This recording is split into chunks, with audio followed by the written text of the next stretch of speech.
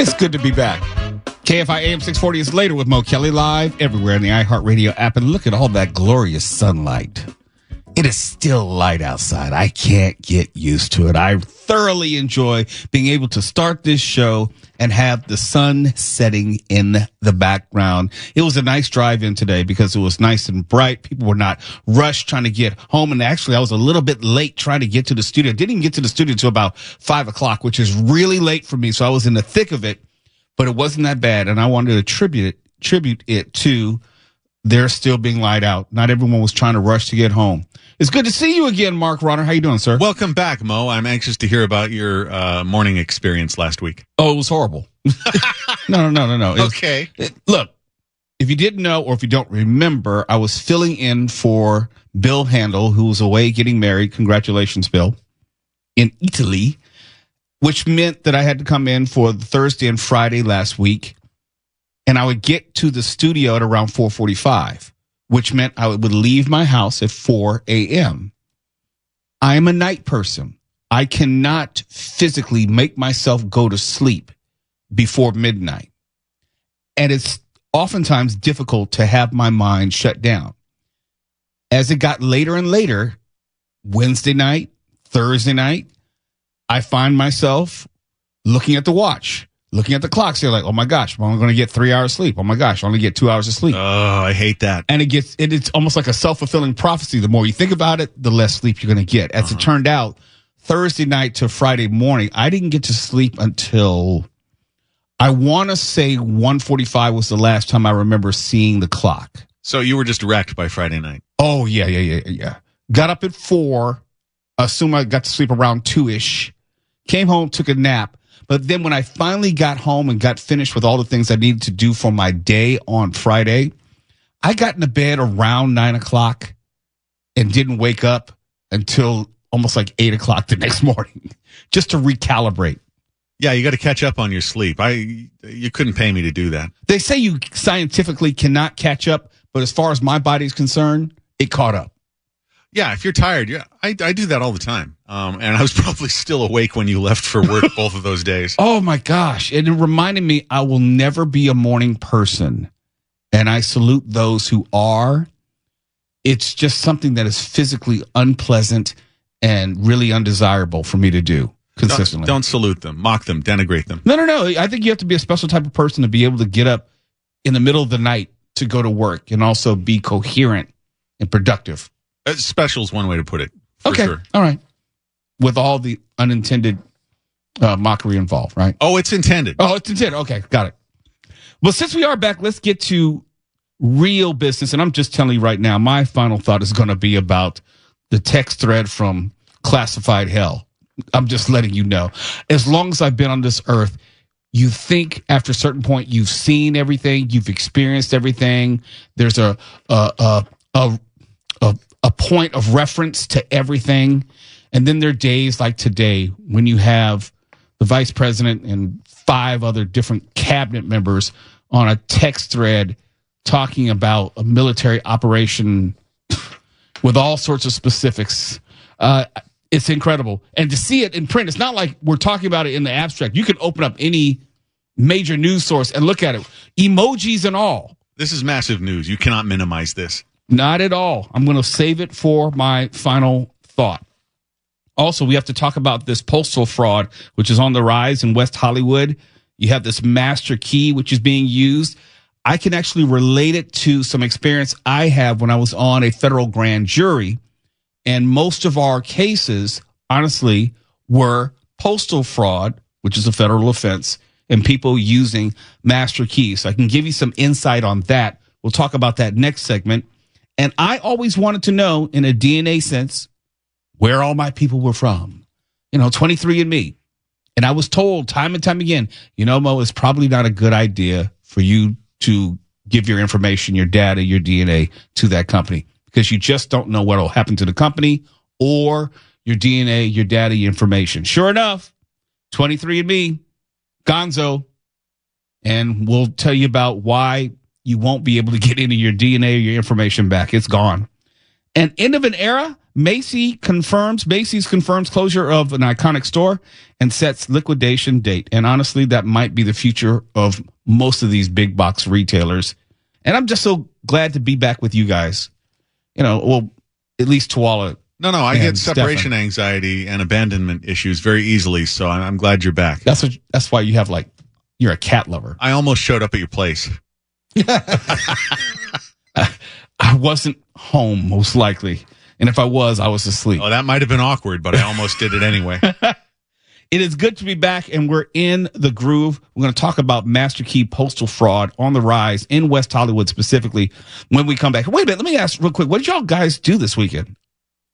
Anyone? Got some rest, had a couple cocktails, took the long-suffering one out for dinner, and watched some terrific movies. Wait a minute. Did you go to the movies or just stayed in and watched the movies? I stayed in. Okay. I watched the original Lost Horizon from 1937, and it's maybe the greatest adventure film of all time. Maybe one of the greatest movies ever made. Did the long-suffering one appreciate that? She was asleep when I put it on, but I insisted the next day that she watch it and started texting all my friends. You got to see this. So it wasn't for her benefit; it was only for your benefit. Well, we don't keep the same hours, much like you and your long-suffering one. Okay, Stephen, what about you? What did you do? Just a lot of Ubering. Oh, you're working. Sleep. Oh yeah, as usual. Okay, like you, never not working. Yeah. Oh, I had a day today. Oh, Saturday slept.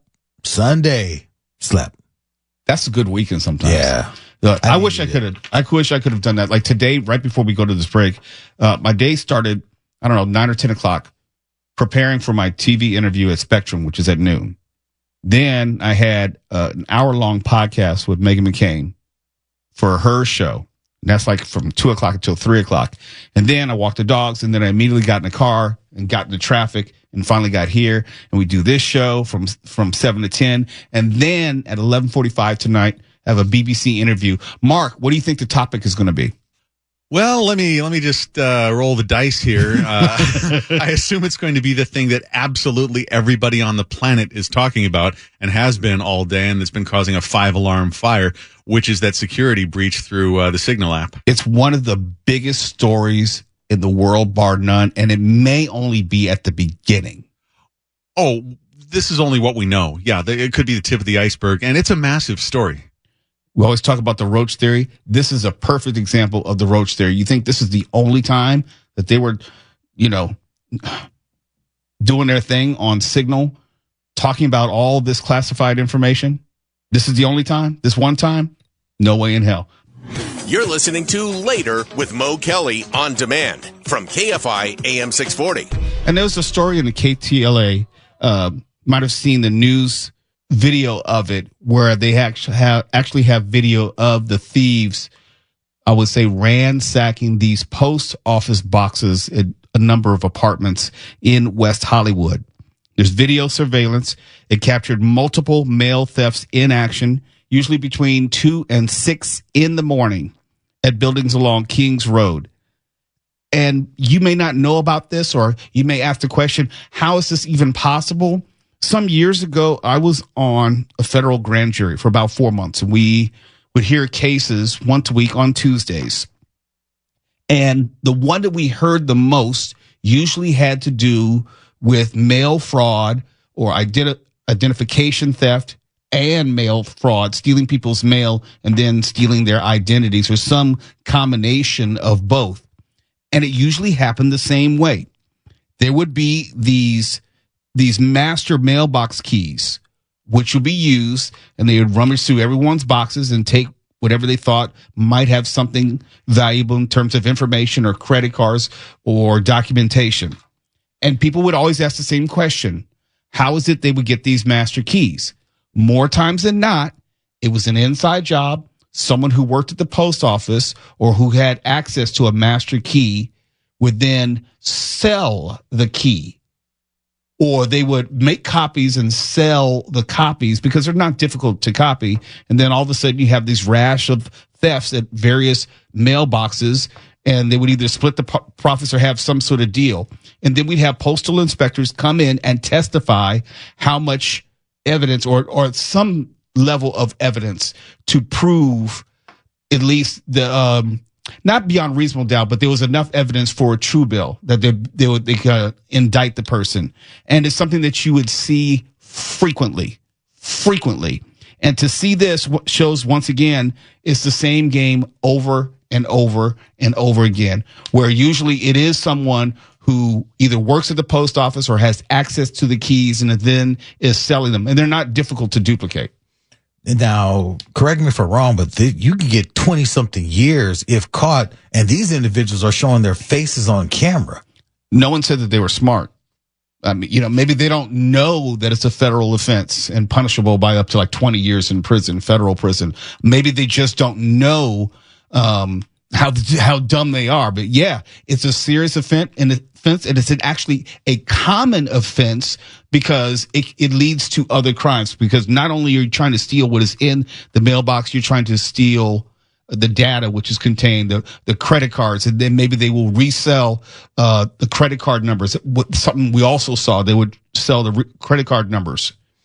On the cases that you were on or that you were privy to, did you see any cases where, say, maybe a postal officer was, say, robbed of the key? Did it always appear to be an inside job, or was there anything else ever? No, that's the story that the employee would tell, that the key was robbed to absolve them of responsibility, like as if they didn't do anything untoward or they had nothing to do with how the key appeared and ended up in someone else's hands. And then they eventually get arrested later because we were also shown emails and other types of communication where they linked it. That's what I'm saying. Wow. When I say dumbass thieves, you will probably find out, if I'm going to make any prediction, you will find out that these thieves have some sort of connection to some postal employee, and they're all in this together. I'd bet dollars to donuts. You're not just going to happen across the mailbox key. I believe that all thefts of this nature, and this is something Mark and I have in common, that both of us have had our storage units broken into, and I am willing to bet everything that in both instances, it's an inside job because you do not have places that are secured and have cameras that, all of a sudden, either the cameras aren't working or the cameras in that area aren't working and all of our stuff gets taken. It's always an inside job. I can promise you, I would bet everything I have, just from what I've seen in all the cases that I was on, it's an inside job, and they will connect these fools to someone who works at the post office, and it'll probably be charged with other things because it's never just the postal theft. It's usually connected to some other form of fraud, like identity theft or the credit card numbers that they'll sell to a third party, and it's all connected. And you'll find like there's a ring of maybe 5 or 6 people, and this postal employee might be working with a different postal employee who works at a different post office, and it's usually an elaborate ring. I would not be surprised if there are, let's say, 5 or 6 other people connected to this beyond the 2 who are just ransacking post office boxes. What were you going to say, Mark? Well, you've mentioned before how you think like a criminal, and I do too. Maybe it's our upbringing. Yeah, seriously. But I've always wondered why more people haven't gotten onto the postal skeleton key thing, and I was grateful they didn't, because having been a crime reporter off and on over the years, I found that a lot of the times criminals aren't very bright and they're kind of lazy, but the ones who have been at it for a while, especially in other countries, have some very clever scams, and the further we fall into economic hard times, the more clever the thefts are going to be. This is not one of them, unfortunately. This is not the clever theft. This is the garden variety dumbass thief didn't really think it through, because you can see their faces clearly. It won't be long before they find out who these individuals are. Why? Because they keep coming back to the same location again and again. So they will have multiple videos of these individuals. They'll find out who they are. They'll start looking through their social media. They'll start looking through their private communications. They'll get their phones, and it will tie back to someone connected to that local post office. Right. The other thing that people should know is that it's not like TV where the cops instantly dispatch a special forces group to find the people who are stealing your stuff. A lot of the times they'll take a report, and that's the last you're ever going to hear about it, okay?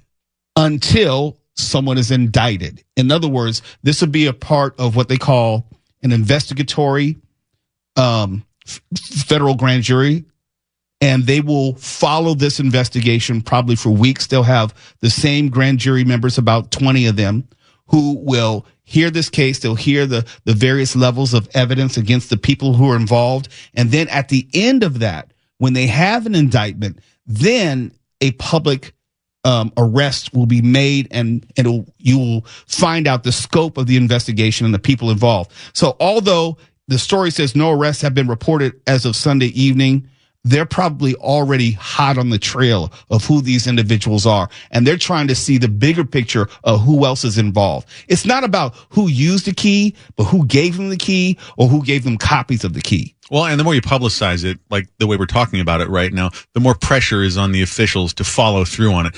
Because a lot of the time, cops aren't like you see in the movies with some haunted, obsessed person making it their life's mission to recover the stuff you got stolen off of your porch or out of your mailbox. They're too busy. They don't have time. They don't have to close out all their cases. If there's not an immediate solution to it, it's done. That's it. And also, this is immediately handed over to the postal inspectors, federal agency.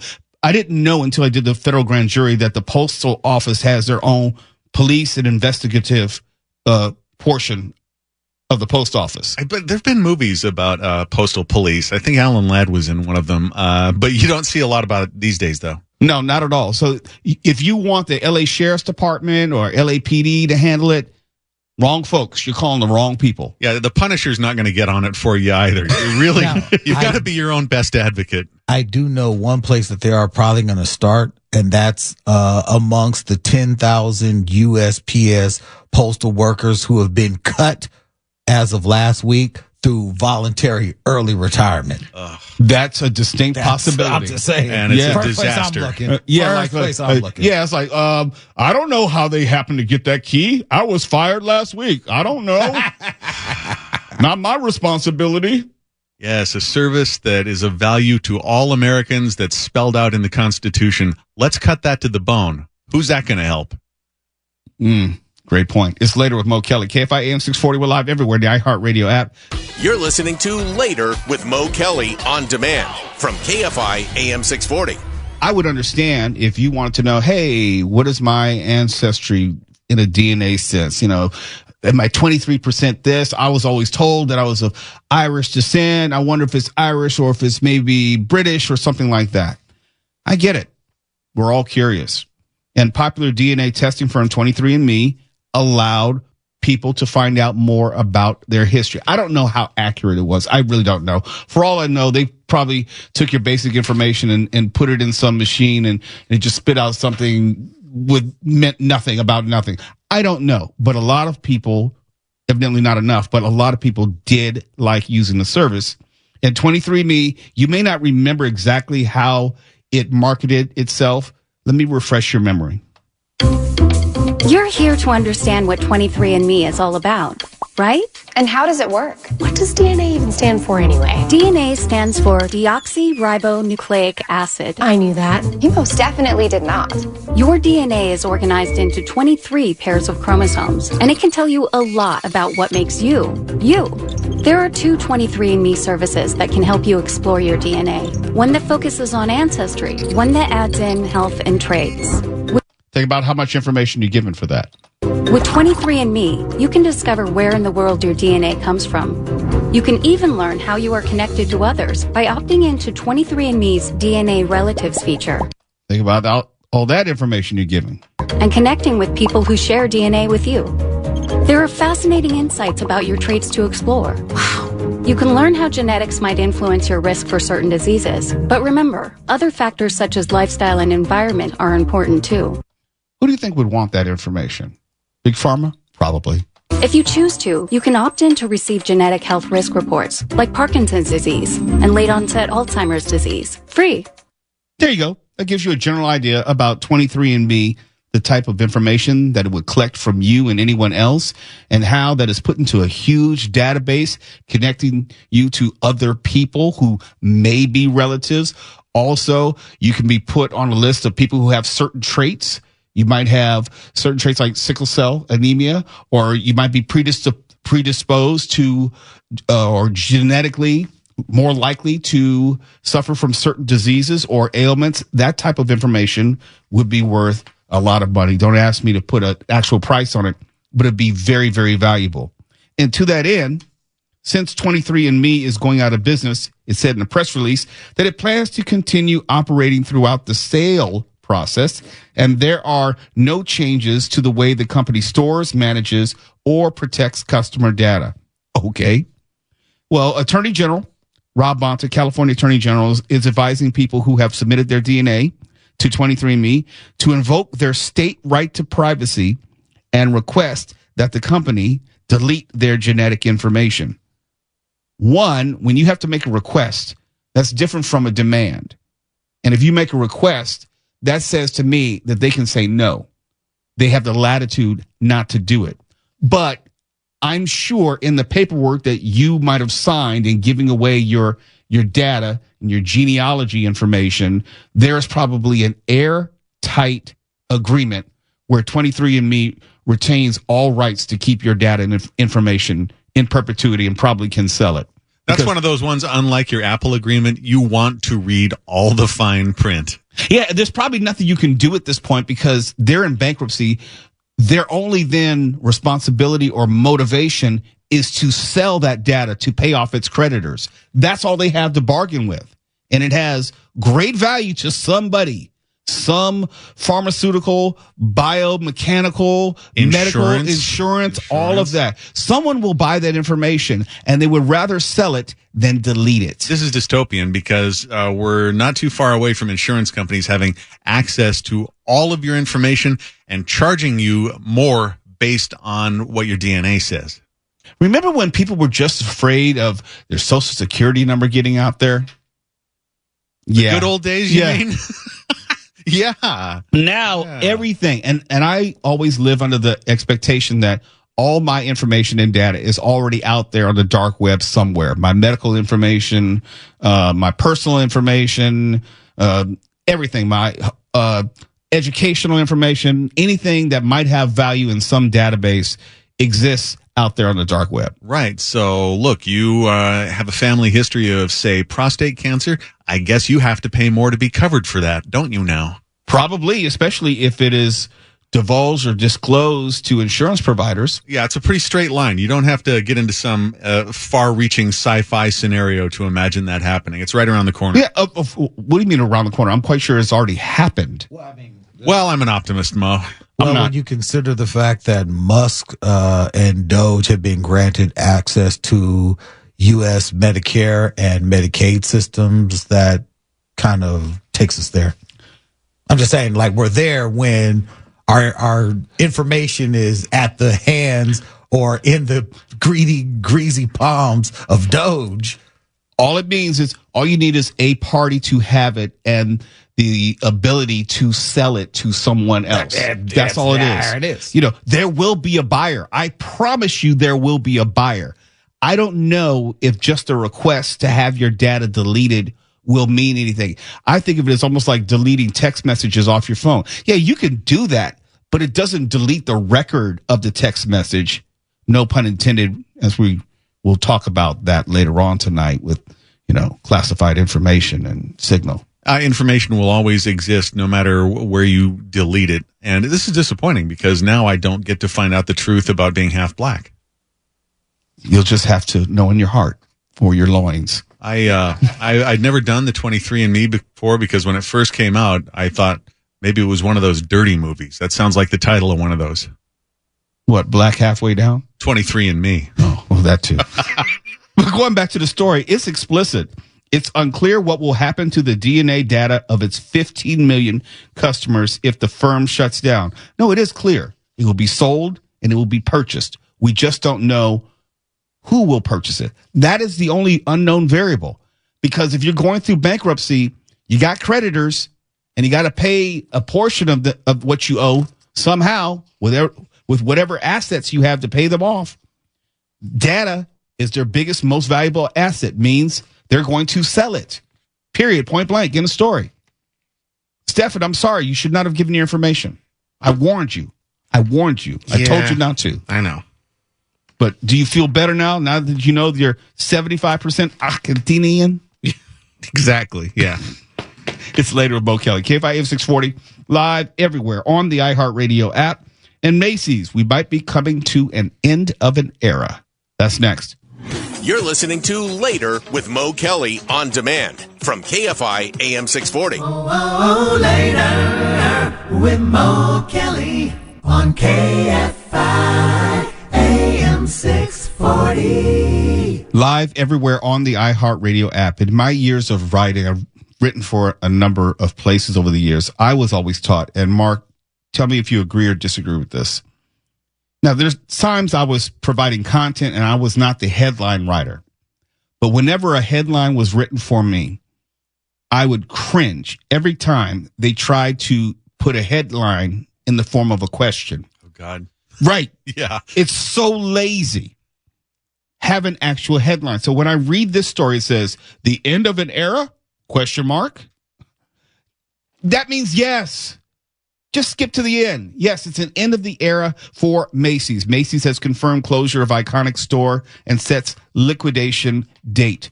But don't write a headline with a question. Rhetorical question mark.